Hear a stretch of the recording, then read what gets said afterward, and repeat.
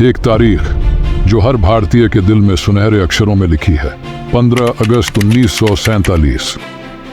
ये वो दिन था जब देश ने गुलामी की बेड़ियों को तोड़ा, मगर आज़ादी के इस जश्न के साथ आया दर्द, बर्बादी और बिछड़ने का वो तूफान जिसने हमारे इतिहास में एक गहरी लहू से सनी लकीर खींच दी।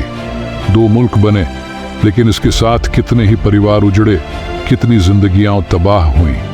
आज के इस वीडियो में हम आपको उस दर्दनाक सफर पर लेकर चलेंगे जहां आज़ादी थी, मगर साथ में बिछड़ने का गहरा जख्म भी।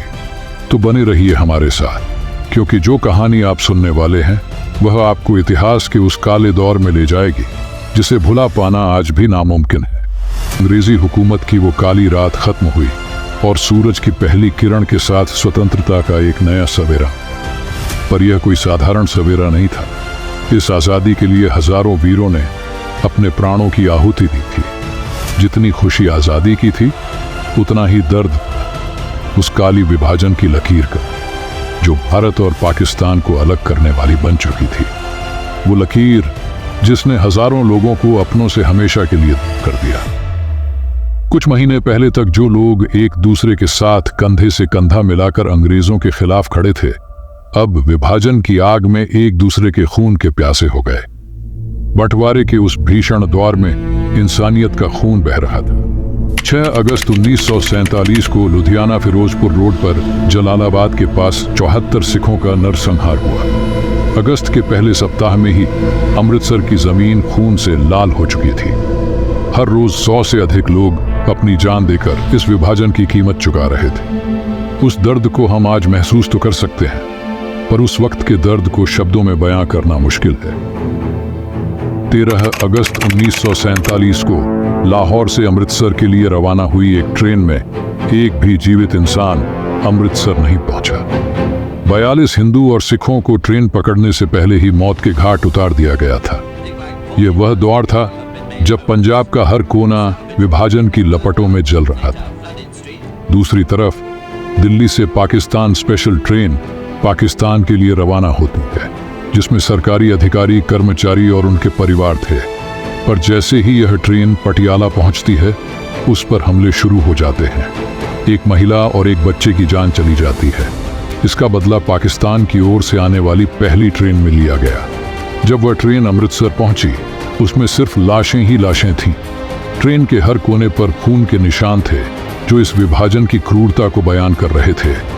15 अगस्त की शाम पाकिस्तान से जो ट्रेन अमृतसर के रेलवे स्टेशन पहुंची, उसमें सिर्फ लाशों का अंबार था। ट्रेन के आखिरी डिब्बे पर एक पर्चा चिपका था, जिस पर लिखा था, यह नेहरू और पटेल की आज़ादी का तोहफा है। उसके बाद दोनों तरफ से आने वाली ट्रेनों में लोग मारे जाने लगे। हजारों बेकसूर लोगों को अपने घरों को छोड़कर रातों रात एक नई सरहद के पार जाना पड़ा। इस विभाजन ने भारत और पाकिस्तान की सीमा पर दौड़ने वाली ट्रेनों को हजारों लोगों के लिए चलती फिरती कब्रगाह बना दिया। यह विभाजन मानव इतिहास का एक काला अध्याय है, जिसे सुनते ही आज भी शरीर में एक सिहरन सी दौड़ जाती है। पाकिस्तान का निर्माण कराने में मोहम्मद अली जिन्ना का सबसे बड़ा हाथ था। अगर जिन्ना की जिद न होती तो शायद समझौता हो जाता और आज यह बंटवारा न हुआ होता।